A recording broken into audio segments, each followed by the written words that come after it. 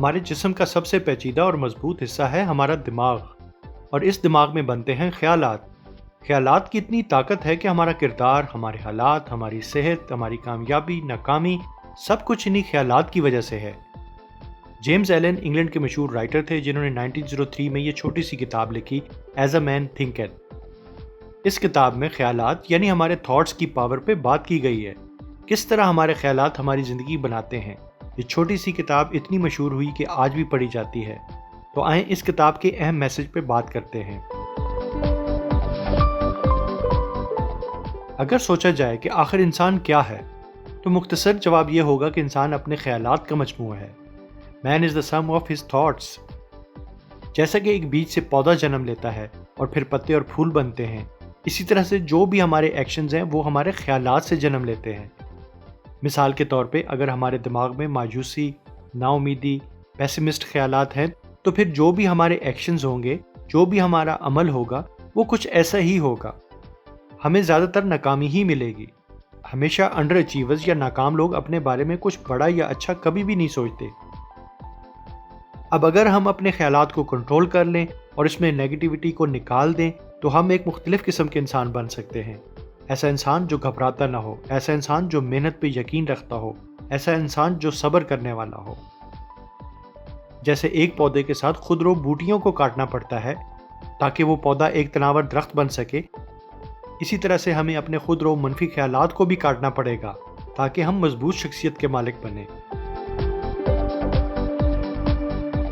آپ کسی بھی بندے سے پوچھیں آپ کی ناکامی کی وجہ کیا ہے، آپ کے برے حالات کی وجہ کیا ہے، تو جواب ملے گا مجھے اچھی تعلیم نہیں ملی، مجھے اچھی جاب نہیں ملی، میرا باس ٹھیک نہیں ہے، ملک کی حالات خراب ہیں۔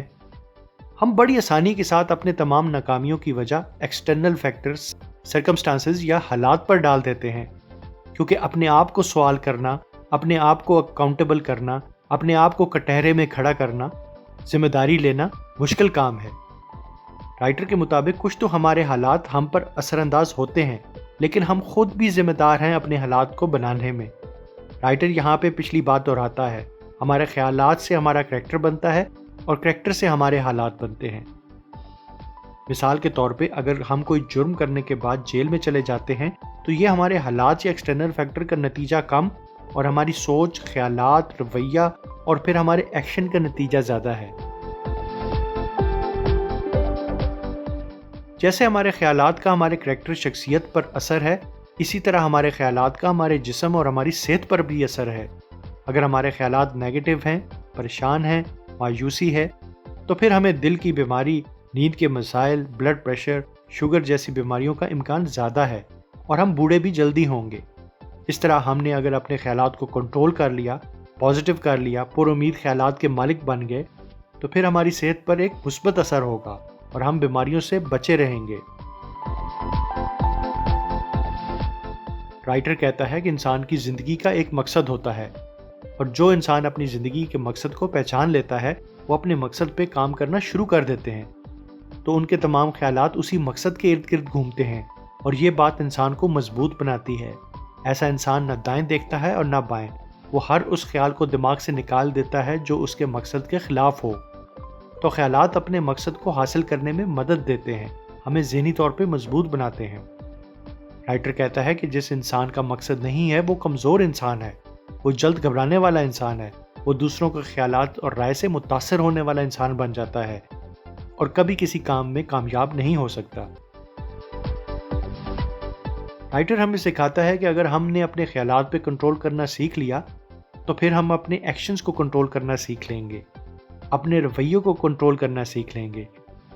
یہ اگرچہ ایک طویل اور صبر آزما کام ہے، لیکن اگر ہم نے یہ گر سیکھ لیا تو ہماری شخصیت کو یہ پرسکون بنا دے گا، اور جب یہ سکون ہمیں حاصل ہو گیا تو یہ دنیا کے ہر نالج سے، ہر دانش، وزڈم سے یہ قیمتی ہے۔ ایسے لوگ دوسروں کی زندگیوں پہ پازیٹیو اثر ڈالنا شروع کر دیتے ہیں، لوگ ان کے قریب آنا شروع کر دیتے ہیں۔ ایسے لوگ ایک بڑے گہری چھاؤں والے تناور درخت کی طرح ہو جاتے ہیں اور لوگ ان کی چھاؤں میں آ کے اپنی پریشانیوں سے نجات حاصل کرتے ہیں۔ تو یہ تھے اس کتاب ایز اے مین تھنکتھ کے لیسنز جو ہم نے سیکھے۔ اب ہم نے کوشش کرنی ہے کہ ان کو اپنی زندگیوں میں اپلائی کریں۔ اور اپنے خیالات کی طاقت سے اپنی زندگی اپنی شخصیت کو تبدیل کریں۔